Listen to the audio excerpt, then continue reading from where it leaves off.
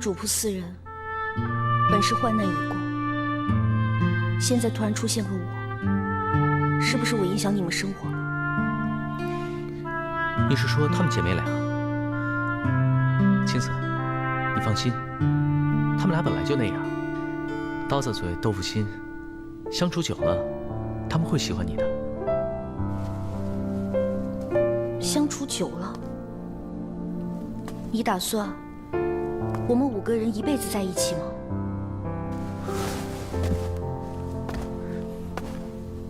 青子，我可以和你回药王谷，这是我答应你的。至于红金和兰陵，不，我说的并非是他们。青子，你到底在想什么？我承认，你确实影响了我的生活，可我喜欢被你影响的生活。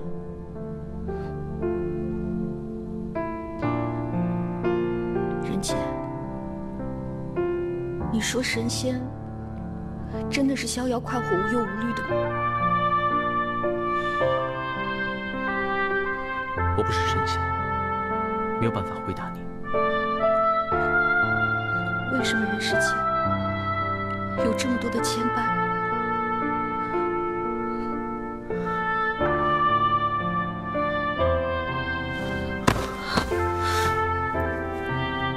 青子，以后不管你发生什么事，我们都不要再分开了。在黑风寨，你差点为我死了。你可知道，当时我就在心中发誓，我愿用一切换你的性命。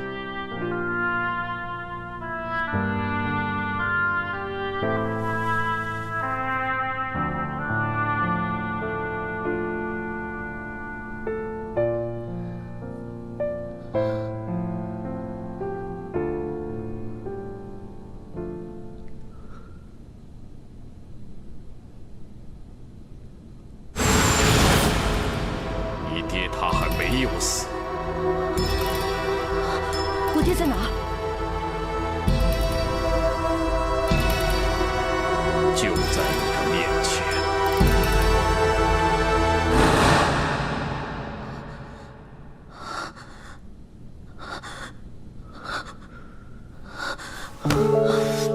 青子，别怕，以后不管发生什么事，我都不会离开你。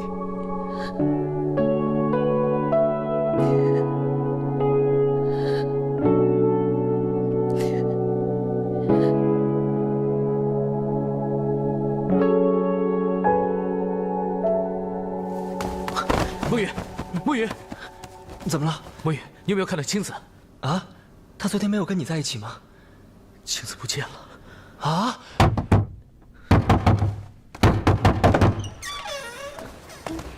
青子不见了，你有没有看到她？没有啊，他走了吗？慕容清走了。哎，墨雨，啊？他是不是被我们昨天给气走的？没有，一起帮忙找吧。大大没有怪你们，只是伤心。毕竟他好不容易跟慕容姑娘才……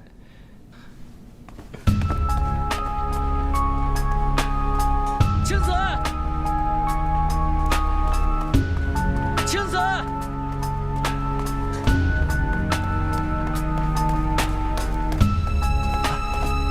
慕容清，慕容姑娘，慕容清，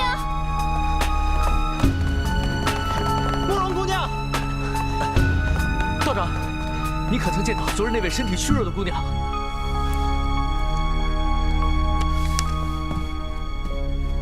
狄大人，这是那位姑娘临走前让我交给你的。天还未亮，她就已独自上路了。任姐，原谅我再一次不告而别。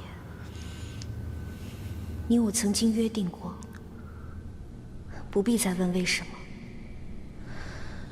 昨天一夜，青子已当是一生一世。今后你我再见，已是青子的来生。慕容清也不再是慕容清。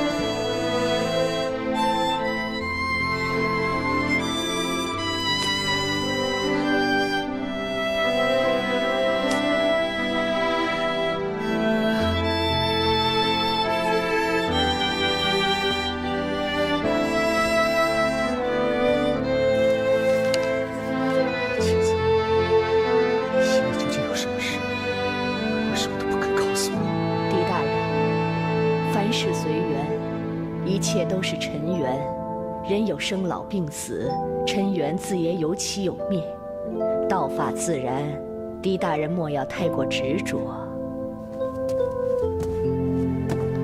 傻书生，对不起啊。与你无关。哎，你去干什么？我去把慕容清找回来，他现在身上有伤，应该走不远。站住！不用去了，不关你们的事。大大，我没事。师太说的对，缘起缘灭，道法自然。青子离开自有他自己的原因，他有他的选择和自由。我们出发吧，回汴州。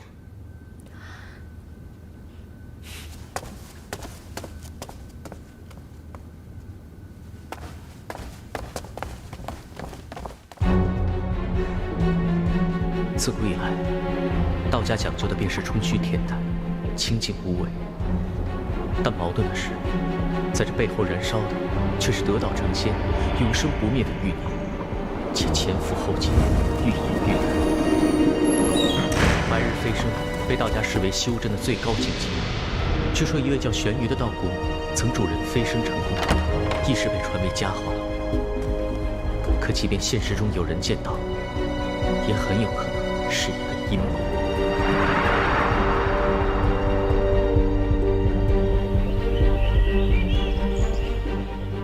黑风寨一案，朕差点就失去唯一的兄长。蒲王流浪江湖多年，朕实在是不忍心。今朕想接蒲王回长安，兄弟重聚。皇上万万不可有此念，将蒲王流放是先帝的遗命。先帝这样做，正是担心蒲王势力过大，那样会威胁到皇上。可蒲王已经流放多年，他的党羽早已不复存在了。即使回到长安，朕也只不过让他养尊处优罢了。他又不参与朝政，他如何威胁到朕呢？皇上，恕臣直言，皇上宅心仁厚，恐怕会给阴谋者钻了空子，百足之虫，死而不僵。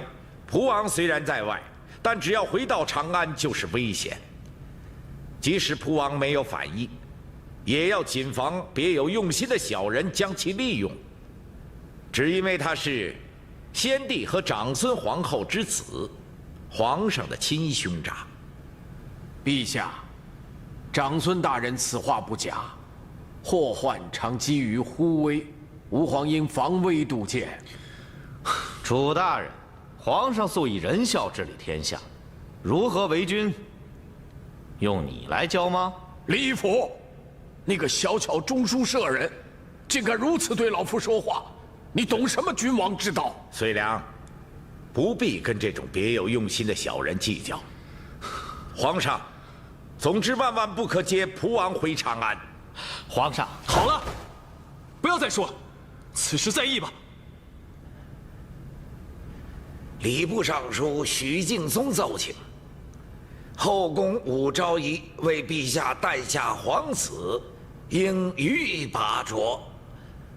陛下刚好缺一妃，不如就册封武昭仪为德妃。好啊，朕也有此意。许大人之奏，朕准了，就请礼部快择吉日吧。皇上，臣以为武昭仪不可晋封为妃啊。又怎么了？朕想让蒲王回来不行，现在朕想晋封一个妃子也不成了吗？恕臣直言，武昭仪本是先帝后宫之人，现在皇上要册封她为妃，此乃有乱纲常，恐怕要贻笑天下呀。张大人，这是皇上的家事，岂容外人智慧？对，此乃朕之家事，无需外人过问。陛下，皇家无私事，皇家的事就是天下的事。皇上贵为九五之尊，应为万民道德的典范。皇上，武媚娘本以削发为尼，便应当一心一意在感业寺为太宗祈福。但是其居心叵测，勾引陛下，像这种狐媚之人，应当远之啊！臣附议。臣也好了，够了！皇上，是否龙体欠安？微臣以为此事不妨改日再议，还请陛下保重龙体为先。退朝吧。退朝！吾皇万岁万岁万岁！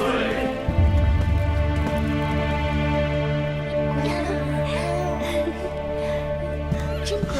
气死朕了！真是气死朕了！参见皇上。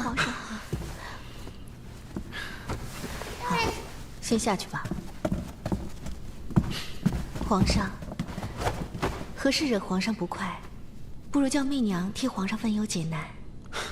还不是那些老臣，他们总拿朕当孩子，什么都要管。朕这个皇上，还不如让给他们算了。皇上，朕想让蒲王回来不行，朕想封媚娘为妃也不行。皇上就为这事儿气成这样？这还不够生气啊！媚娘，你为朕生了小皇子，朕封你为妃有何不妥？你可没看见，今天长孙无忌还有褚遂良他们那副神情，一个个厉声言辞的。哦，对了，还有那个弘文馆的大学士张孝训，他可真是一个古板的酸臭文人，他竟然跟朕说。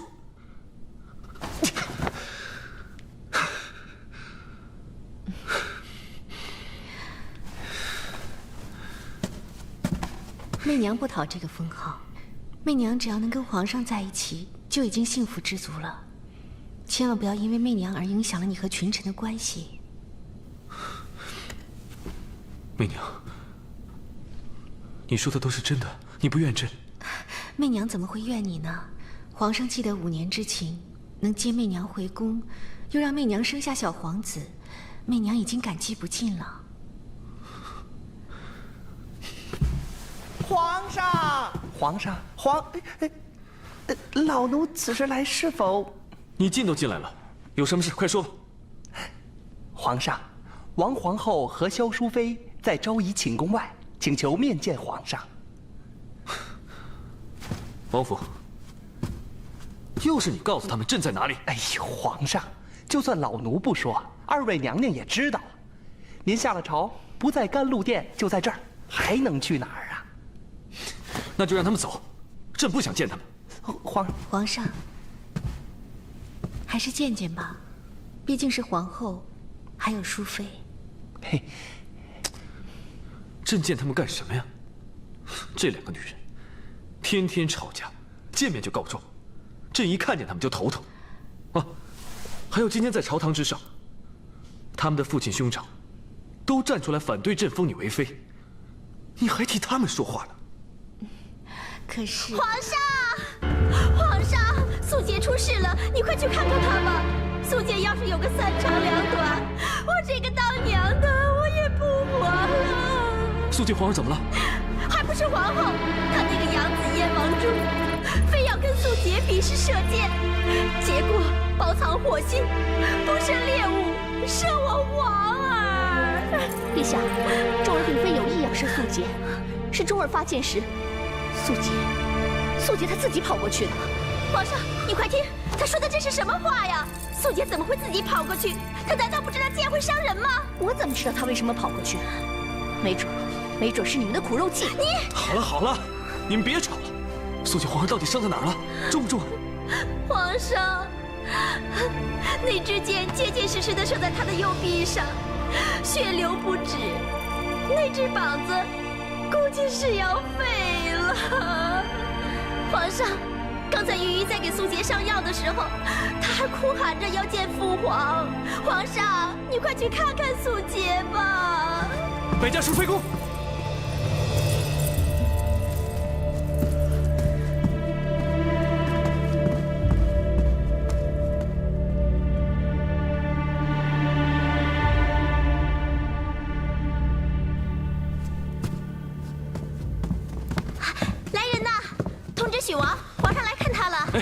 慢着，素洁这孩子向来就孝顺，她要是知道朕来了，那还不得强忍着伤病起来迎朕？我看算了，别通报了啊。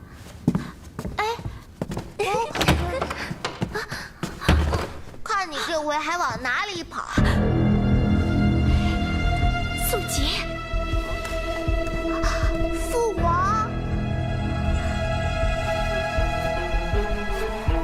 你怎么了？我看你是连眼睛也伤着了吧？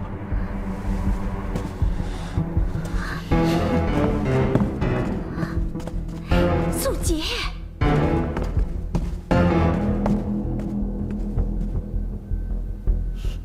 陛下，臣妾说什么来着？淑妃她根本就是苦肉计。陛下，淑妃记恨您封钟儿为太子，故意诋毁钟儿，就是为了让陛下改封素洁。哎呀，够了！你们这些人一天到晚的太子太子。娘什么娘？不争气！皇上，我不都已经封钟儿了吗？啊，你还担心什么呀？皇上，素洁真的伤了，只是因为我不在，她才一直贪玩，所以她。皇上，您怎么了？我在朝上受那些老臣的气，我下了朝还要受他们的折磨。罢了，王府，赶快扶朕回媚娘寝宫。是。皇上。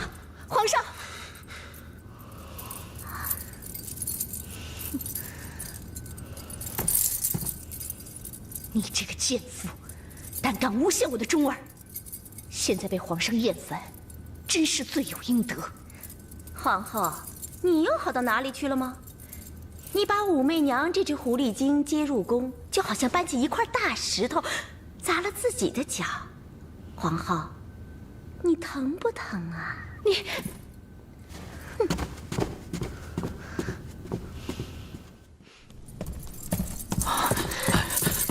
妹妹，大事不好！皇上今日在朝堂之上要封武媚娘为德妃。什么？你说皇上要封武媚娘为德妃？礼部大臣许敬宗请奏，还有中书舍人李义府赞成，幸亏有长孙大人、楚大人，还有大学士张孝胥坚持反对，否则皇上就要下诏了。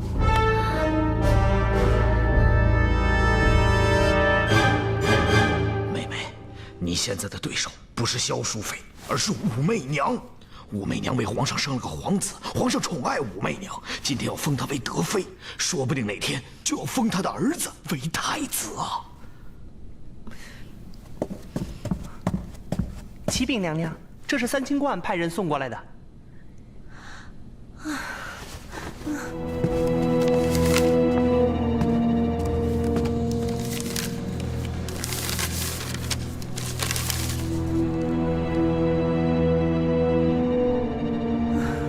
淑珍公主，下午三清观打醮，请我前去观礼。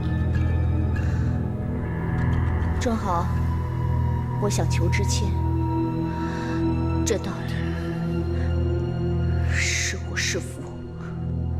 请老天爷来断一断。玉珍公主请你过去。三清观是皇家道观，也是玉珍公主修道的地方。在这个时候，我绝对不能驳她的面子。而且，我也正好想去一趟求个签，看看有什么对付武媚娘的办法。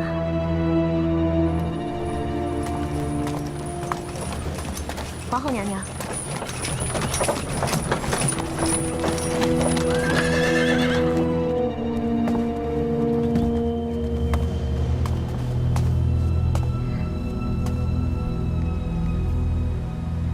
刚才就看到姐姐的马车，我已经命人退让，还是在这儿不期而遇了。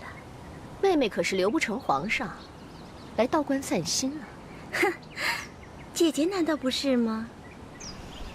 皇后、淑妃，既然来到了三清观，我们都是有缘之人。清教就要开始了，请随我一块儿进去吧。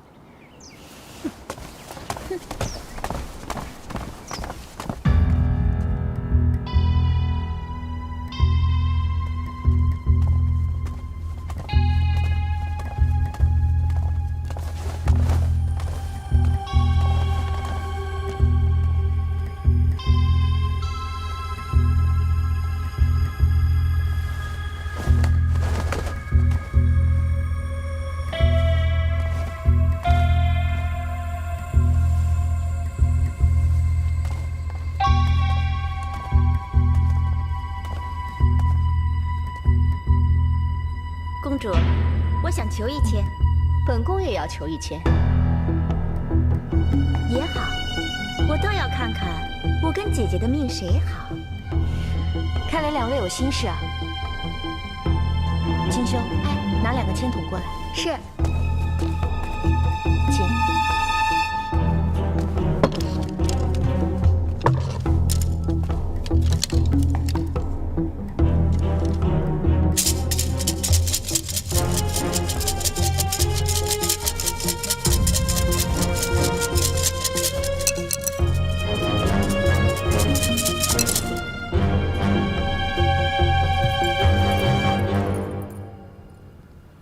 皇后娘娘求的多少钱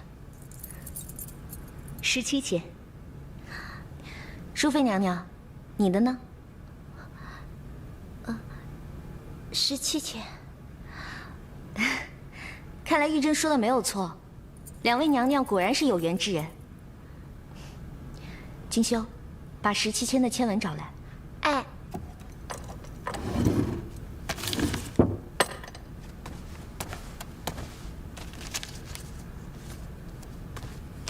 日月同辉，百花煞；明日春来，暗玉箫。这是什么意思啊？莫急，今日两位娘娘真是有幸，玄云仙姑正好游历本观。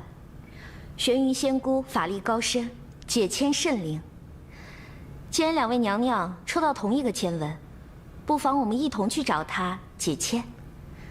玄鱼仙姑。可是那位季玄鱼，正是。看来皇后娘娘也知道玄鱼仙姑的大名啊。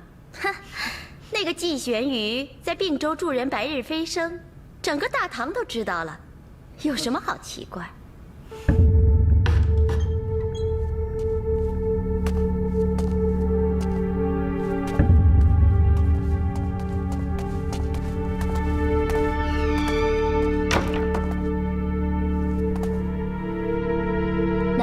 如此大的两股怨气，你双眼紧闭，又如何看得出我们有怨气？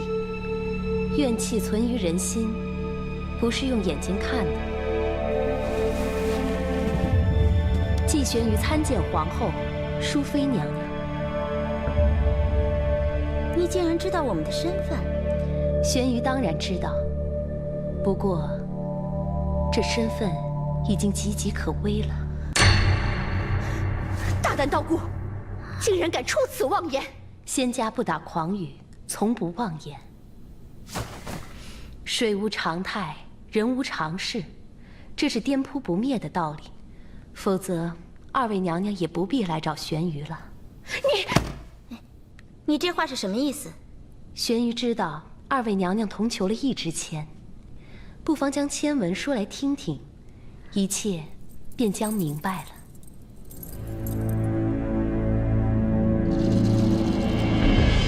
日月既然同辉，则日月同时悬于空中，意思便是明空。这明空是个法号。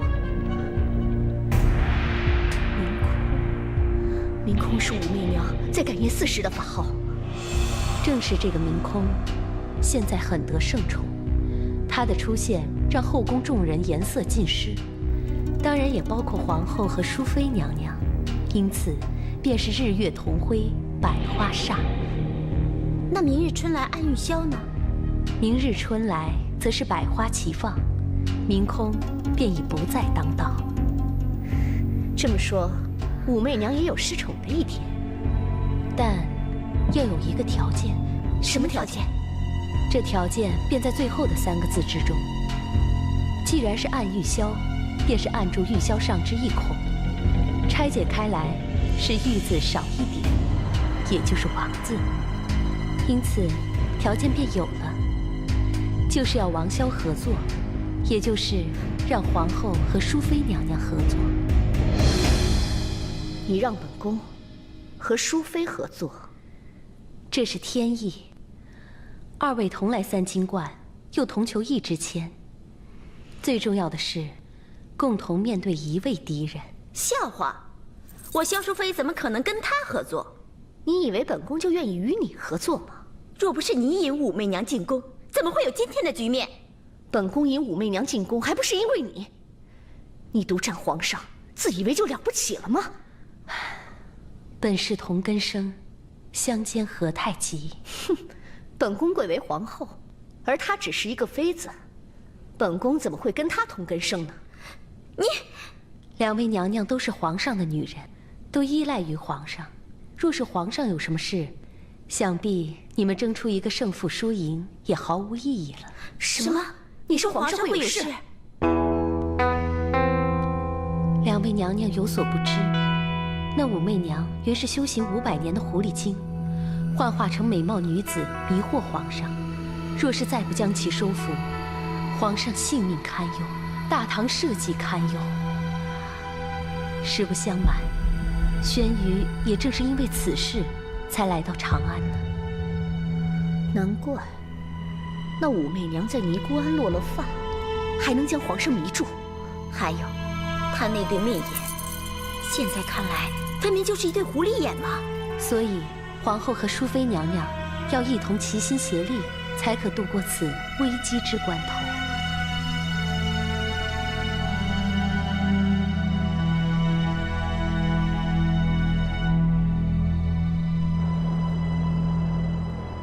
李义府、徐敬宗这帮小人，分明是想借攀附武媚娘而讨好皇上。我看，这个武媚娘，根本就是个狐狸精，搞得皇上晕头转向。儿子要娶父亲的女人，这成何体统啊！王大人、萧大人，皇后和淑妃现在怎么样？哎，我那皇后妹妹有几日未曾相见了，想必和过去还是一样。她那脾气，岂是旁人能说得动的？我那女儿亦是如此啊。鹬蚌相争，渔翁得利啊。长孙大人，皇上刚刚与李义府商议，要将蒲王殿下接回长安。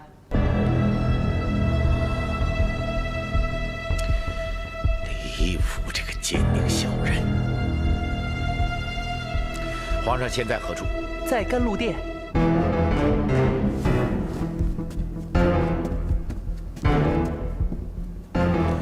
老夫现在就去面见皇上。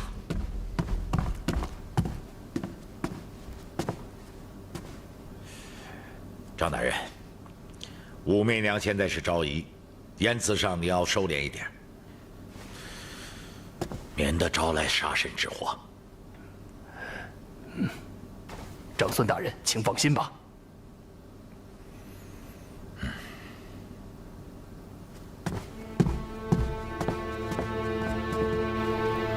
玄武门之变到现在，想起来老夫依然是胆战心惊啊！若不是先帝先发制人，早已被陛下的2个叔伯所杀。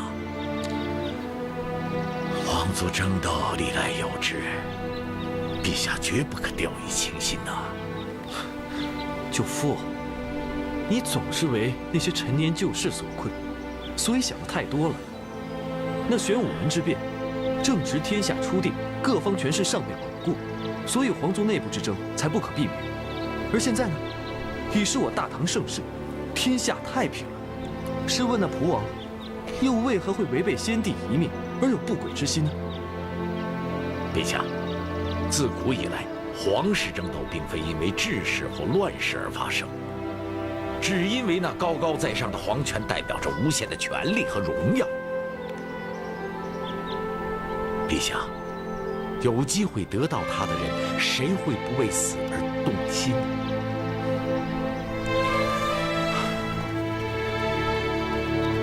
但是朕认识的蒲王，是超凡脱俗的，他更像是一个文人雅士，而并非权力的崇拜者。唉，陛下太过善良了。这也就是为什么先帝那么宠爱蒲王，却又痛下狠心将其流放的原因呢？臣妾叩见陛下。老臣拜见2位娘娘。舅父快免礼。是啊，舅父，你终日为国事操劳，我们姐妹应该多去看望你才是。谢娘娘挂念着。你们今天这是？皇上，今日御花园的牡丹开得可好了，我跟姐姐刚赏完牡丹回来。是啊，臣妾还叫了画师，为我和淑妃妹妹画了一幅赏花游园图呢，拿给皇上看看。是。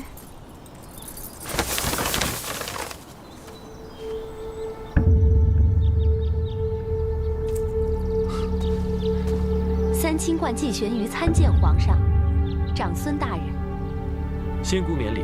皇上，这位仙姑法力高强，已是修道成仙之人，是玉真公主的好友。是啊，皇上，我跟姐姐能够重归于好，也多亏了仙姑的点化。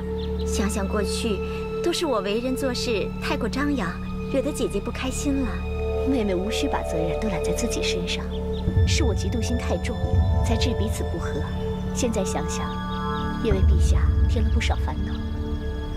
皇后和淑妃娘娘能一同伺候皇上，是难得的缘分。今日一团和气，是后宫之福，也是陛下之福。仙姑所言正是。这么说，朕还要谢谢仙姑。助人为善，乃道家修行的本分，陛下无需答谢玄宇。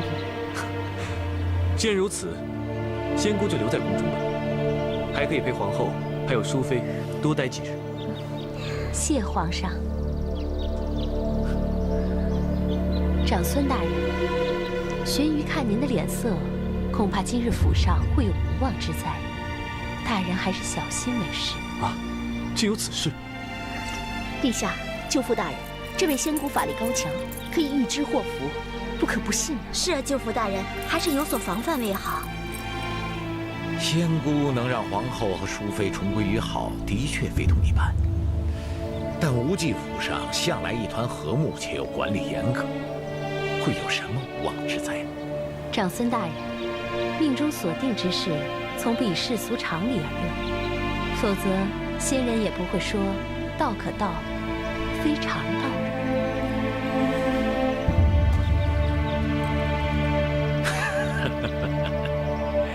那老夫倒要看看是什么命中注定之事。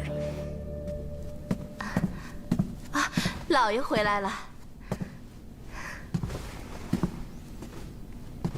玄瑜见过长孙大人。老爷，这位仙姑是三清观玉真公主的好友，十分灵验。就连你我在并州追随先帝时发生的事情，她都……仙姑来了多久了？仙姑来了1个多时辰了。当时我们正要去东山寺礼佛呢，正好仙姑来访。可是1个时辰之前，老夫还在御花园和你见过面呢。什么？1个时辰前，老爷见过仙姑？玄瑜知道长孙大人的疑问，大人可还记得玄瑜说过的无妄之灾？玄瑜正是为了制止这场无妄之灾，才行分身术前来。老爷，夫人，东山寺着火了，烧死了许多香客。老爷，要不是仙姑来访，咱们一家大小真的要去东山寺了。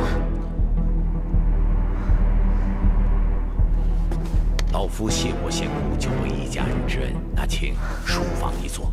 请。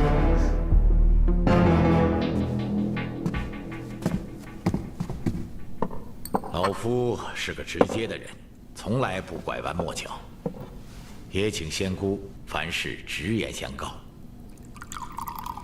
玄瑜乃修行之人，从来不打诳语。长孙大人，请说。仙姑此次进宫，并非只为了皇后和萧淑妃吧？长孙大人始终以为玄瑜做事有所企图，是否因为大人自己已经习惯做任何事都要有所求呢？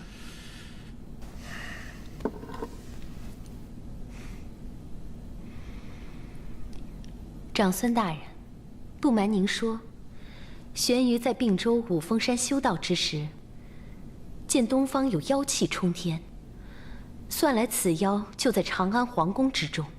玄瑜为替天行道，才决定来长安除妖。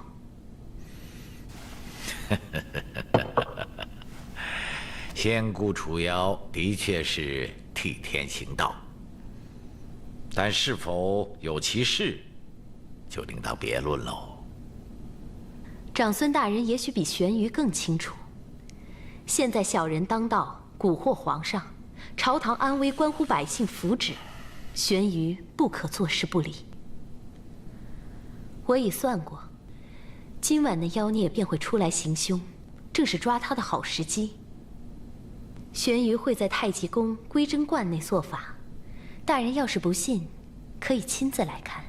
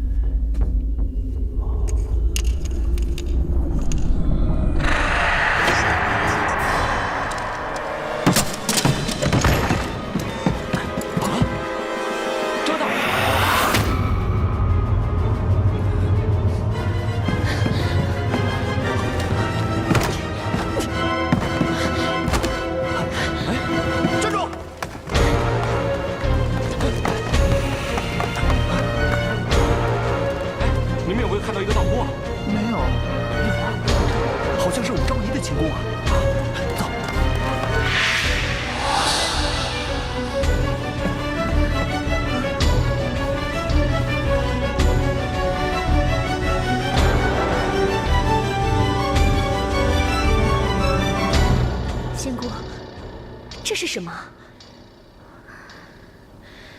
这是狐狸精的毛发。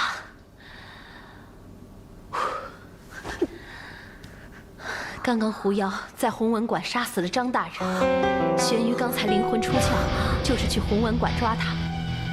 可那狐妖法力颇深，让他逃掉了。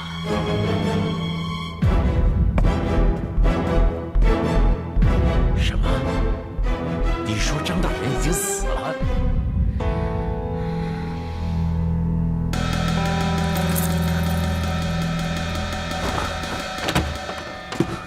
皇上，王府，外面敲锣示警，出什么事了？皇上，宫中有刺客，张孝胥张大人在弘文馆值夜被杀死了。啊！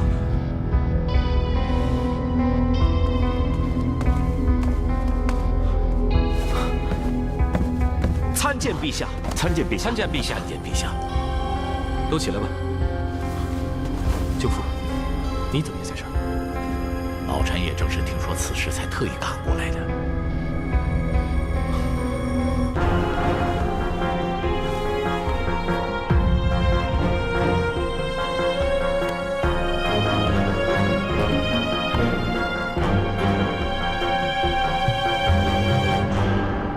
长孙大人，可知这是什么？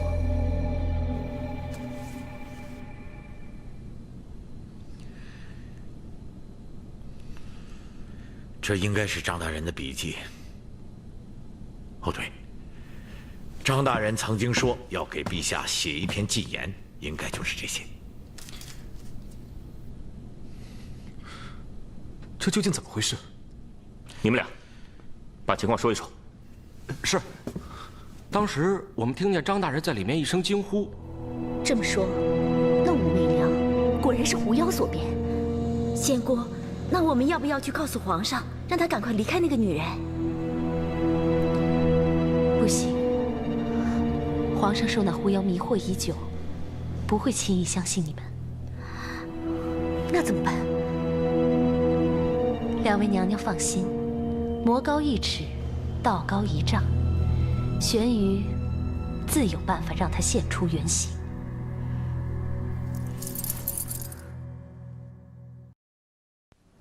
什么？你说跟仙姑到武昭仪寝宫门口就消失不见了？是。你们撞门的时候，确实没有见到任何人吗？对，我们进来的时候没有发现任何人，只看到了张大人躺在地上。是，而且弘文馆里除了张大人以外，没有任何其他人来过。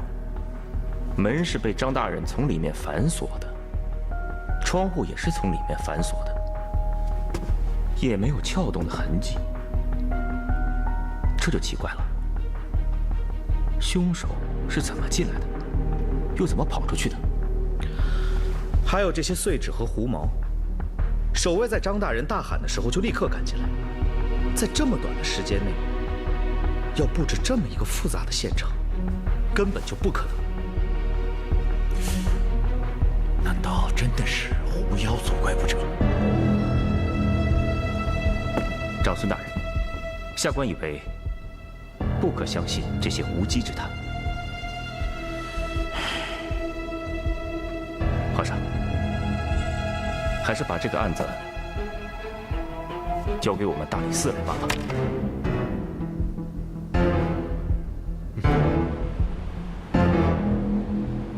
长孙大人，听说张大人昨夜被狐妖所杀，可是真的？张大人的死的确有些离奇。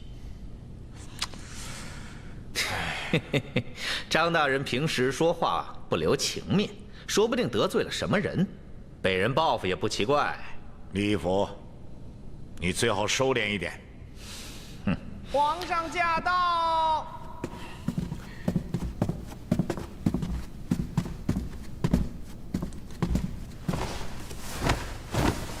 吾皇万岁万岁万万岁！众爱卿平身。谢万岁！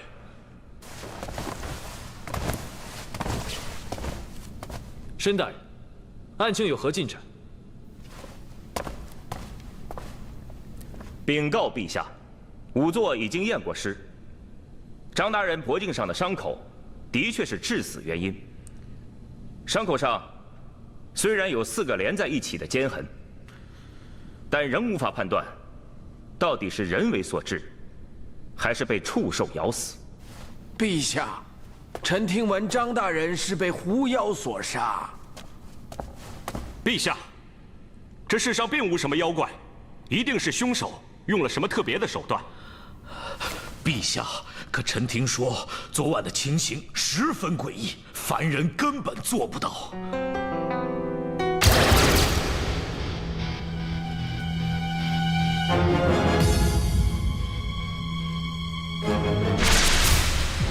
此事就交由大理寺查办。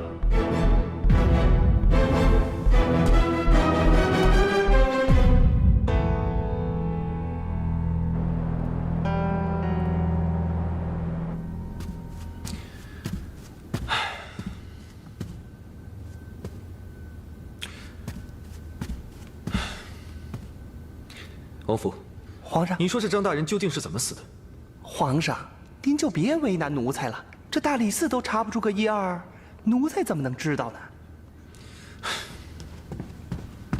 皇上，长孙大人求见。快请舅父进来。是。老臣参见陛下。舅父免礼。陛下，老臣有要事相告。舅父请讲。陛下，还记得昨夜，陛下问老臣为何也在宫中吗？老臣是在归真观内看玄鱼仙姑做法收妖啊！什么？舅父看玄鱼仙姑做法？陛下，张大人乃狐妖所杀，这是不争的事实啊！这不可能吧？仙姑元神出窍时，老臣亲眼所见，不然2名守卫也不可能看见仙姑在弘文馆内捉妖。而且仙姑元神归窍时，手中的8卦绸布内还有狐毛。陛下，仙姑的法力连老臣都不得不信啊！陛下还记得，昨日我们在御花园遇到仙姑，她说老臣家里有难的事吗？朕记得，但是当时舅父并不相信。是。可是当老臣回到家中，仙姑已经在老臣的家中等候多时。本来家人要去东山寺礼佛，可昨日东山寺大火，幸亏仙姑化身及时赶到阻止，才幸免遇难。竟会有此事！陛下，今日老臣经常出言顶撞陛下，这实在有失君臣之礼。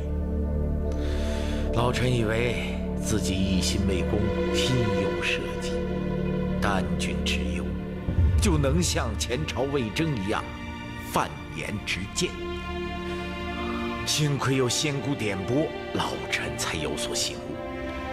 这实乃有悖君臣之纲常，让吾皇蒙羞，还望陛下责罚。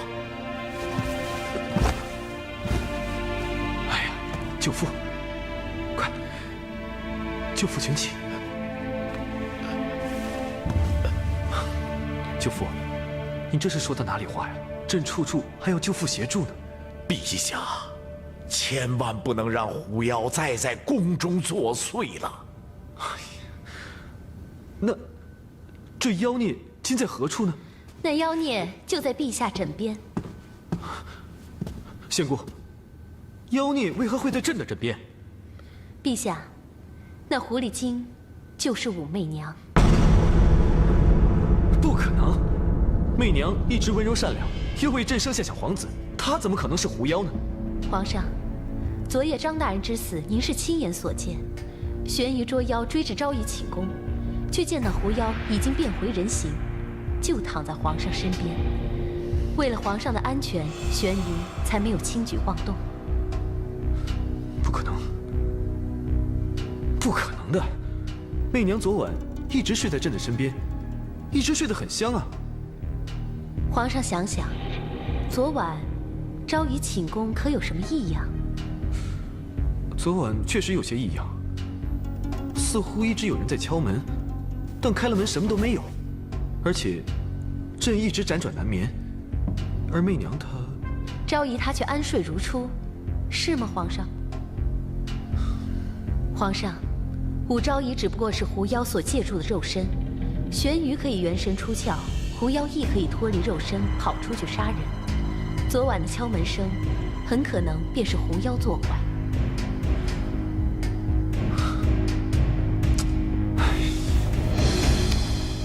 不可能，不可能！媚娘绝对不可能是狐妖的。陛下还记得昨晚撕碎的那些纸屑吗？那本是张大人写给陛下的，是劝陛下远离武媚娘的奏折。而且在朝堂之上，张大人也力阻皇上娶武媚娘为妃。由此可见，武媚娘怀恨在心，将其杀死，是极有可能的呀。自古以来，狐媚多能惑主，商纣王正是被苏妲己所迷，才断送了江山。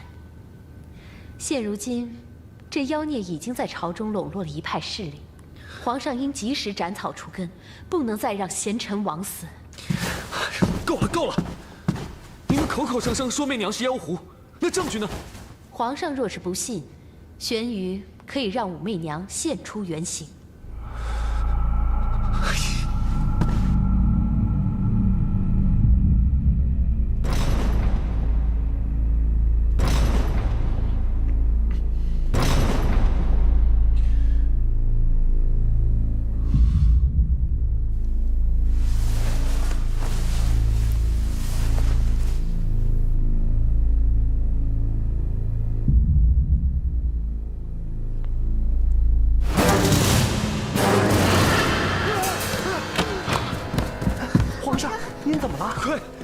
皇上怎么了？快，朕要回甘露殿。皇上，要不要叫太医？皇上，你慢点。娘娘。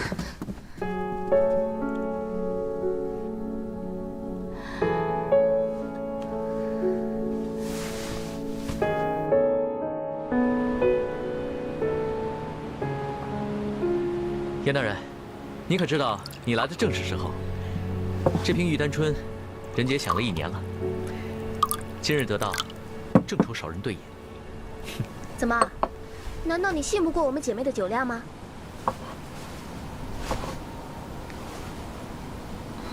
好酒，这酒值得你想1年。大大不是信不过你们的酒量，而是怕你们太能喝，抢了他的好酒。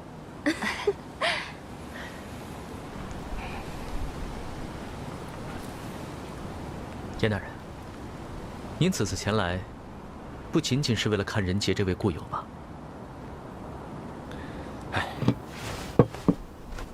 不瞒你们说，宫里出大事了。这武昭仪怎么可能是狐妖呢？我之前就听说过这个叫季玄宇的道姑，他在白云观助人飞升，此后信徒无数。我当时就对他有所疑问。这修道本来是件好事，可他却借着修道，诓骗他人，蛊惑人心，甚至还替凶手脱罪，真是可恶。这种假道姑无非是想取人信任，骗钱敛财，江湖上面见得多了。我虽然没有亲历现场，一切都是听人转述，可我私下的确是调查过，那2个侍卫言之凿凿，不像是撒谎，而且他们也根本没有必要撒谎。这有时候看到的未必是真的。自从弘文馆出事以后，皇上便一直头痛，终于有一天，他忍不住了，叫那道姑试试武昭仪。当时我和长孙大人也在场，皇上还请三思，毕竟皇上与昭仪素来情深。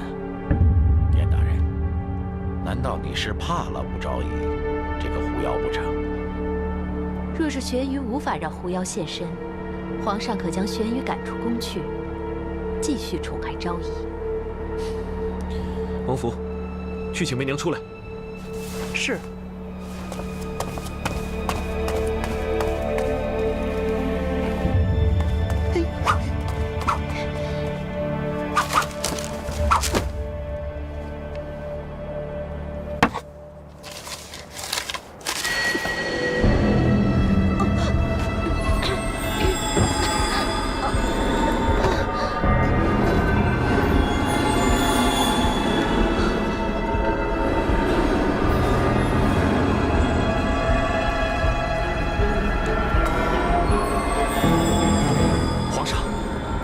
仙姑收手吧，再这样下去，昭仪恐怕不行了。够了，仙姑收手吧。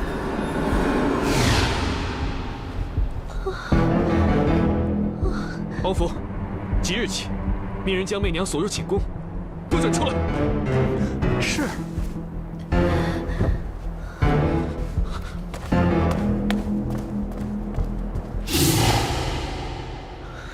这黑心的道姑。严大人。武昭仪怎么样了？她现在一个人孤零零的，和小皇子被关在宫里。掖庭宫的宫女和太监也无人敢去伺候她，人人都说她是狐妖。就连朝中支持她的那些大臣，像李义府、许敬宗他们，现在也无人敢替她说话。啊，对了，皇上已经下旨，不许再查张大人的案件。看来皇上对武昭仪还是有情，所以他才逃避此案，于心不忍。我也是这么认为的。这样糊涂的皇上，留着他有什么用？就是，应该杀了皇上和那个假道姑，然后把可怜的武昭仪救出来。我的姑奶奶，这个话不能讲的，这是要诛九族的呀。严大人，他虽太过大胆，但他的方法往往是最直接、最有效。墨雨，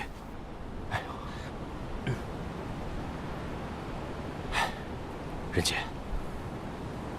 你看你收的这2个人，以后你们可真要小心啊。兰陵、红巾，以后不准说这种大逆不道的话。墨雨，你不拦着也就罢了，反倒跟他们一起瞎起哄。没想到，你狄仁杰也有害怕的时候。我狄仁杰对朝廷、对皇上，不是怕，而是敬。但这不代表仁杰对一切都是唯命是从。皇上不对的，也要纠正。严大人，仁杰这就跟你去长安，我倒要看看这季玄瑜究竟是何方神圣？好，我来正视此意。不过，让我来请你的，并非本官，而是另有其人。是谁？等到了长安，你自然就知道了。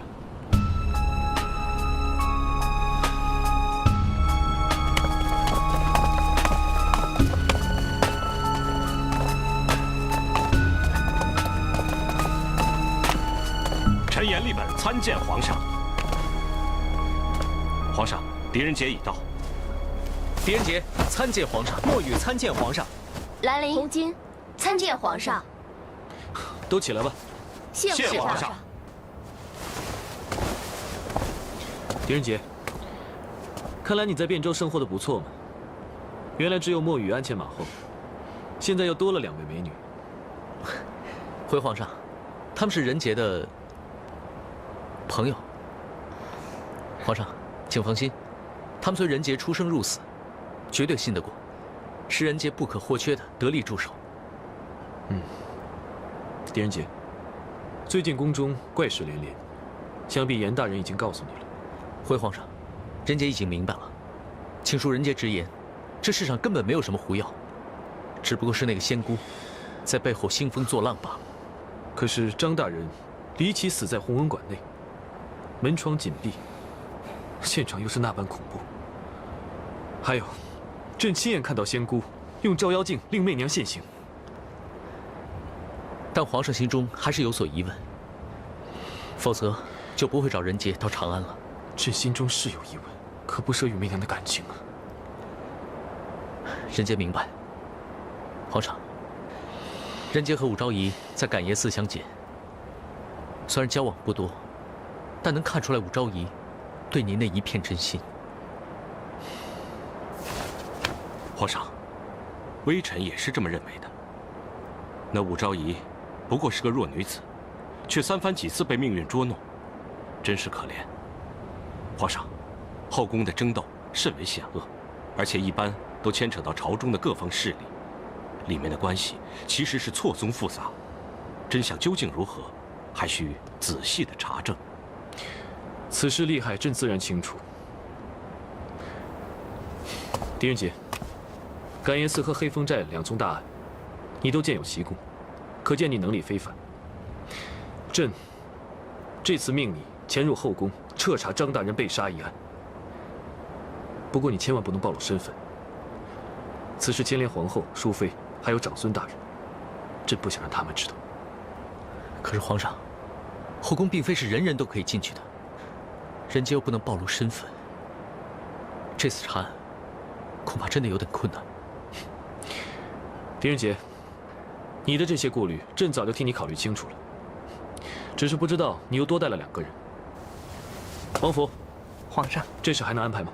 皇上放心，您吩咐的事情，奴才一定办妥。啊，原来皇上给我们的安排就是让我们扮成太监和宫女啊！哎，你们可别小瞧了这身份啊，它能让你们在宫中进出自由，不被别人注意，而且还是个打探消息的有利渠道。你们知道吗？就连天机堂的人都问我们内侍监买消息呢。仁杰对这内侍监的规矩可是知之甚少。狄大人请放心，狄大人您是奉皇命办案，王府定当尽量相帮。只要你们低调做事，别暴露了自己即可，以防万一，我就把你们2个人分配到昭仪寝宫。嘿，来，这是你们的腰牌，拿着。哎，叶小4，叶小5，叶小6，叶小7。对啦，4、5、6、7，简单好记。我已经把你们的名字记录在上宫局的册簿之中，记住了啊！以后进出皇宫一定要出示腰牌，千万别报错名字。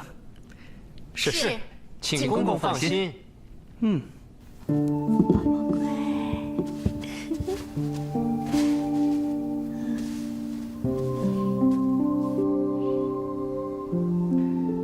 看朱成碧思纷纷，憔悴之离为忆君。不信比来长下泪，开箱验取16群。狄大人，人杰还记得昭仪在感应寺做的这首诗。昭仪对皇上的情谊，连人杰都为之感动。不知道昭仪是否后悔？既是真情，又有何悔？好，果然还是人杰1年前认识的武媚娘。狄大人觉得媚娘会变吗？任何人都有可能变，况且是在皇宫这样一个波诡云谲的地方。在众人眼中，媚娘的确是变了，从一个人变成了一个妖。媚娘倒是无所谓，只是刚出生的皇儿也无辜受到了牵连。昭仪，人杰来正是为此。感应寺人杰还你清白，现在还是。媚娘和皇儿谢谢狄大人。狄大人，是严大人叫你来的吗？昭仪果然冰雪聪明，是严大人叫人杰来的，但是叫严大人去找人杰的，却是皇上，所以人杰才有机会扮成太监，来后宫进行清查。那这么说，皇上还相信媚娘？依人杰来看，皇上现在应该是半信半疑，但皇上心里放不下昭仪却是真的。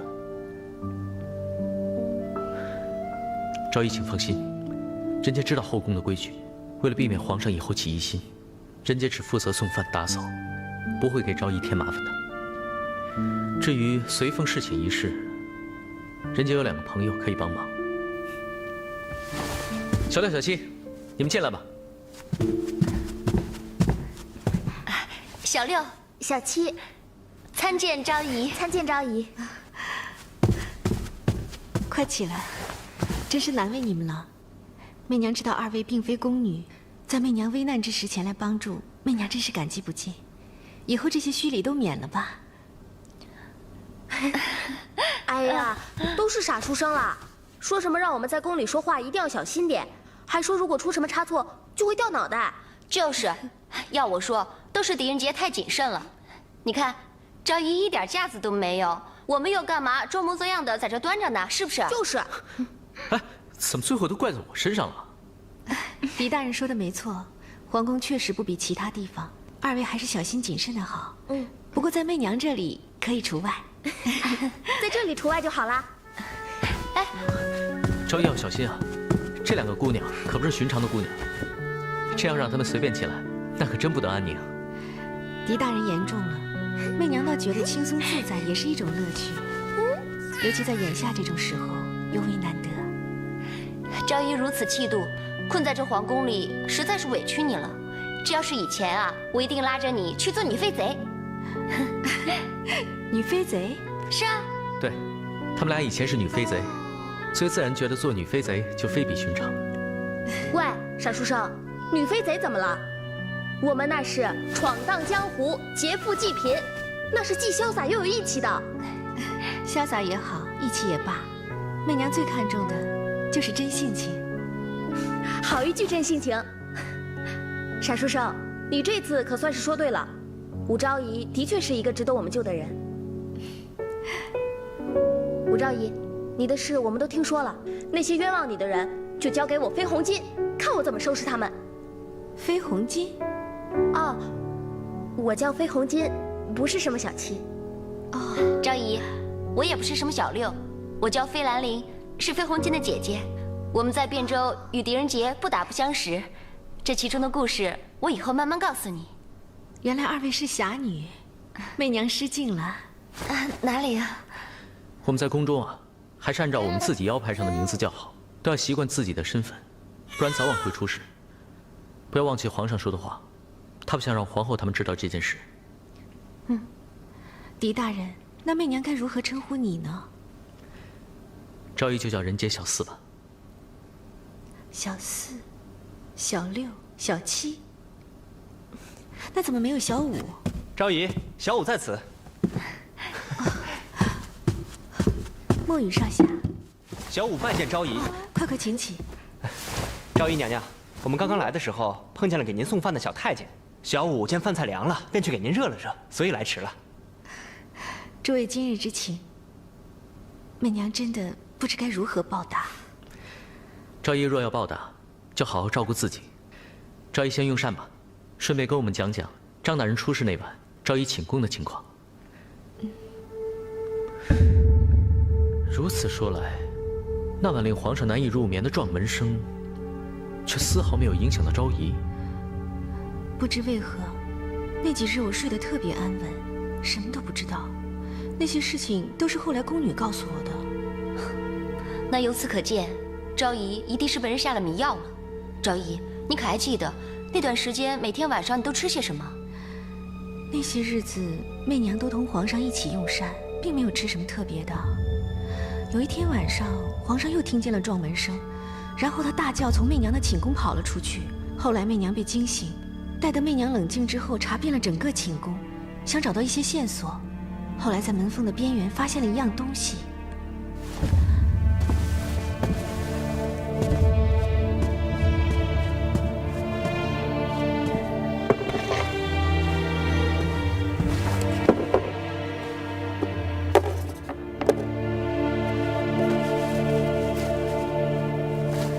就是这个。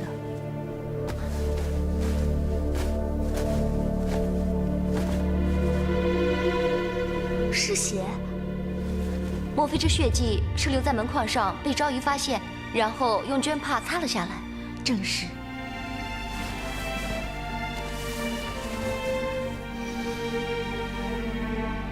这不是人血，时间有些长了，嗅不到。但我敢肯定，这不是人血。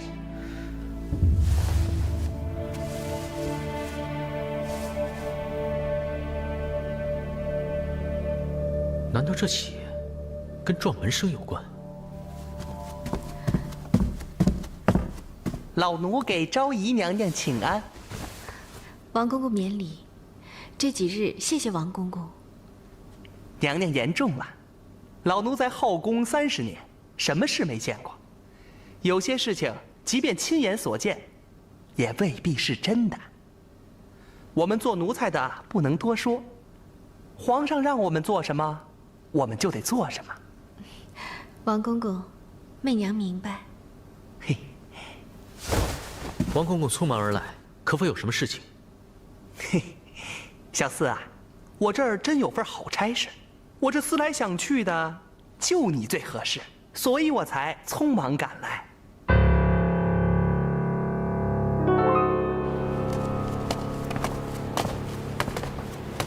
这弘文馆出事以来，一直被封，宫中众人受妖狐之言蛊惑，不敢靠近半步。大理寺的人查了几日，刚刚通知我们内侍监，说可以打扫卫生了。王公公说的没错，此事确实应该交给小四来办。嘿，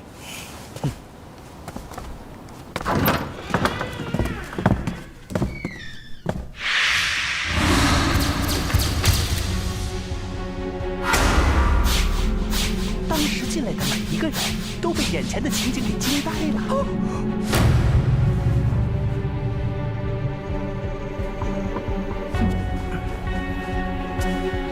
一股骚味儿，果然是狐狸毛。一只狐妖作案，竟然留下这么多的毛，真是生怕天下人都不知道它是只狐妖。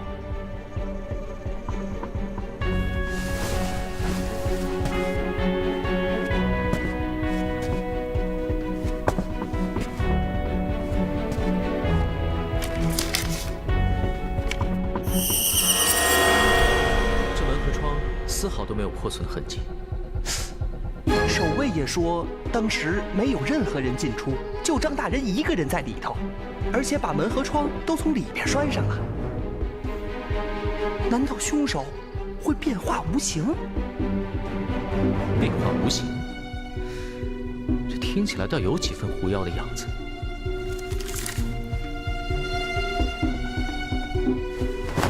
大大，你看，这上面有“陛下”2字，也许就是严大人所说张大人写给皇上的奏折。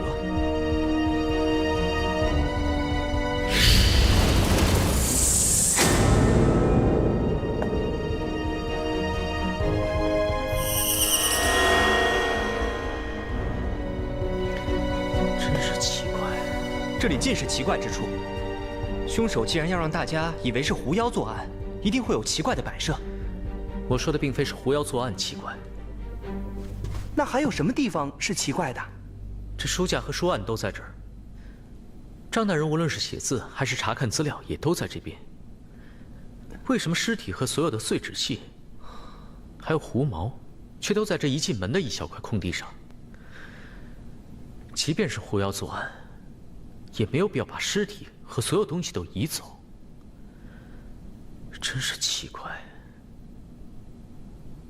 也许是凶手突然出现，张大人想逃，慌忙中带着自己所写的奏折，被凶手逼到了那边。说不上为什么，我总是觉得现场太奇怪了。王公公，有没有办法可以让小四接近季玄宇？这道姑平日在宫中的归真观清修，不许任何人打扰啊。不过每日倒是有太监可以去送饭。王公公，不如将此事就交给小四来办吧。当然可以了，我们都是内侍监的人嘛。谢谢王公公。好了，我也该回去伺候皇上了，你们赶紧打扫卫生吧。屋子这么大，还得收拾半天呢。嘿，开工。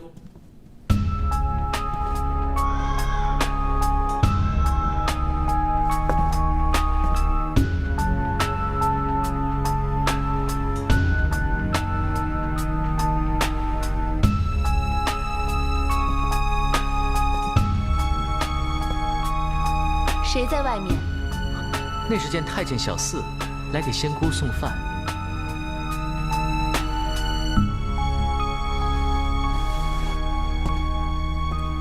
放下吧，有劳公公了。仙姑，公公还有什么事吗？小四听说仙姑卜卦算命灵验，所以想请仙姑替小四算一卦。只因小四家里发了洪水，现在家人的情况怎样，小四也不知道，所以想请仙姑大发慈悲。公公，请随玄玉进来吧。谢谢仙姑。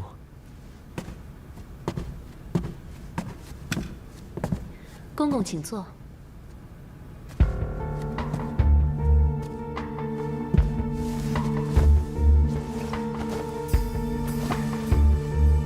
公公想要卜卦，可以开始了。难道仙姑不让小四求签或者掷钱吗？你我相对而坐，只要心意相通，无需问卜，玄宇也能答出公公的问题。那要如何做才能与仙姑心意相通？放下成见，坦诚相待。小四对仙姑只是尊敬，并无任何成见。既然如此，公公可以开始问了。我想知道家人现在可否安好？公公的家乡并未遭遇洪水，亲人当然安好无恙。仙姑果然灵验。小四一直听说仙姑法力高强，所以想试一试。公公，法术并非可以轻易尝试，对神明应当存敬畏之心，否则会遭神明惩罚。以后切莫随意乱试了。仙姑说的是，小四以后不会乱试了。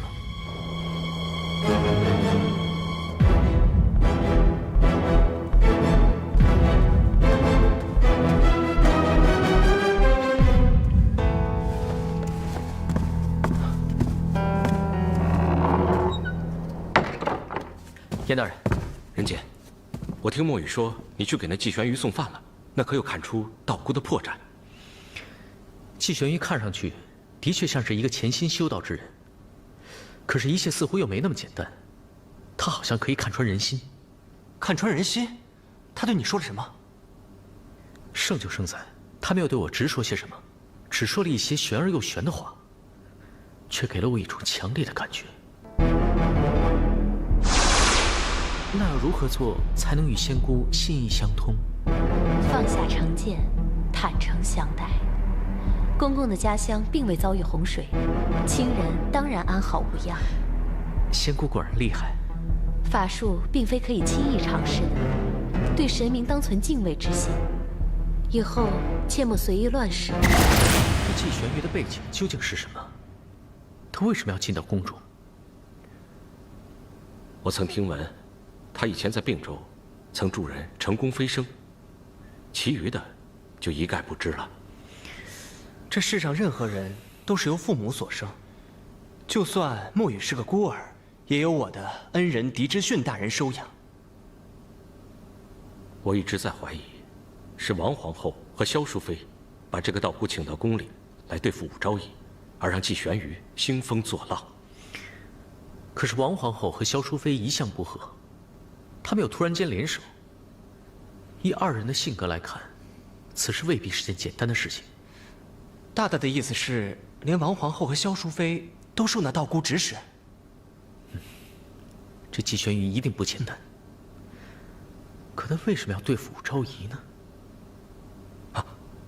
对了，有一个人可以帮忙。谁？大理寺丞申天命。申天命。申大人每天的黄昏都要到天牢来探望一位女囚，风雨不改。看来严大人和申大人的交情不浅啊。这名女囚因为杀夫案被判入狱，秋后便要问斩。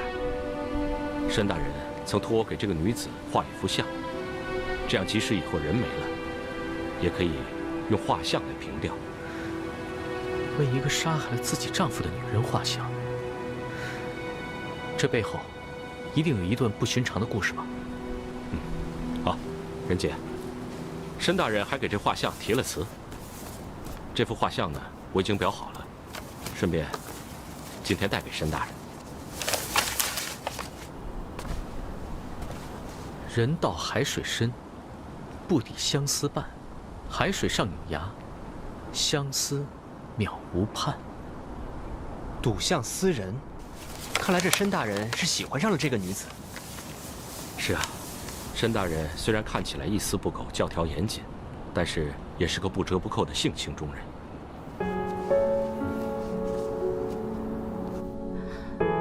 大人可有什么事情放不下，抑郁于心？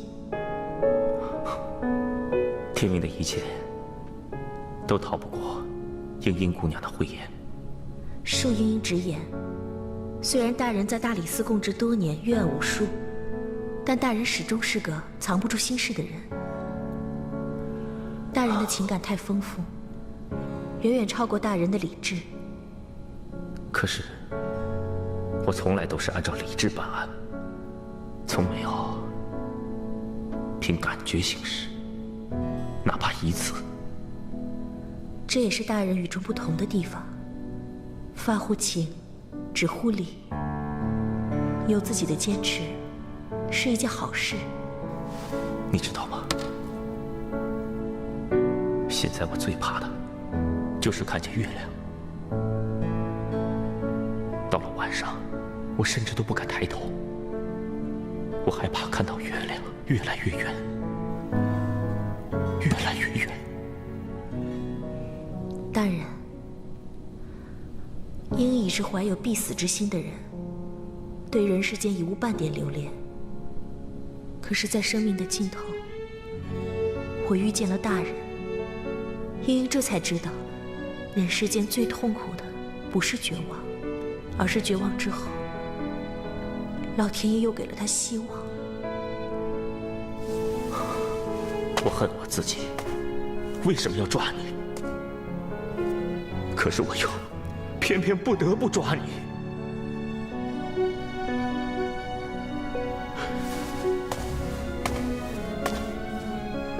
这可能就是我做人矛盾的地方吧。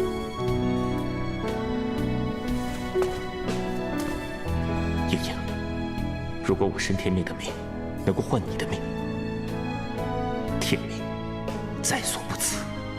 大人，英英曾读过许多道家典籍，自知天地尚不能久，而况于人乎？生死命里注定，除非能够做神仙，跳出三界，超脱五行。